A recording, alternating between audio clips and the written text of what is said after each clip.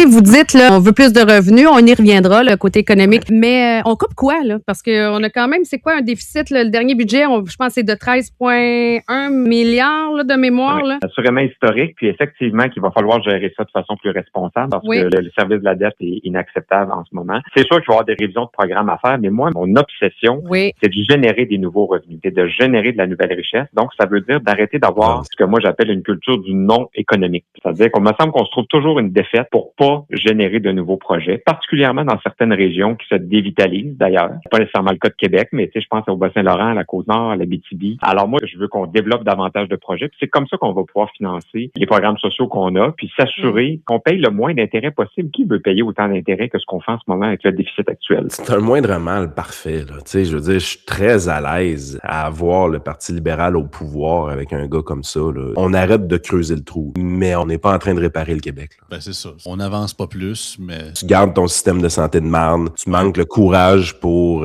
négocier avec les syndicats. Au contraire, il les a défendus une couple de jours. Tu coupes dans aucune dépense, tu fais pas une révision de programme. Lui, tout ce qu'il veut, là, c'est de dire, moi, là, si je suis au pouvoir, là, on va être capable d'avoir plus de revenus au gouvernement parce qu'on va être meilleur au point de vue économique. Ça a toujours été le discours des libéraux qui font que c'est pas des adeptes du libéralisme économique, mais simplement du corporatisme. Si tu lis entre les petits caractères, on va être moins stiff sur les réglementations environnementales. On va arrêter de bloquer des projets à cause de l'activisme politique, tout ça. C'est toutes des bonnes nouvelles. C'est vraiment toutes des bonnes nouvelles si on prend cette direction-là. Mais c'est quand même pas juste ça qu'on a besoin. Faut aussi couper dans les dépenses. Surtout que la population, je pense, a jamais été aussi prête à voir les politiciens sortir les balais, les aspirateurs, puis de faire du ménage. Tu sais, historiquement, là, si t'arrivais puis t'avais les syndicats qui sortaient dans les médias puis qui disaient « Hey là, les coupures sont drastiques, l'austérité. » Tu sais, l'austérité libérale, là, ces mots-là ont fait énormément mal à Philippe Couillard. Mais moi, je suis persuadé, là, si en 2026, les médias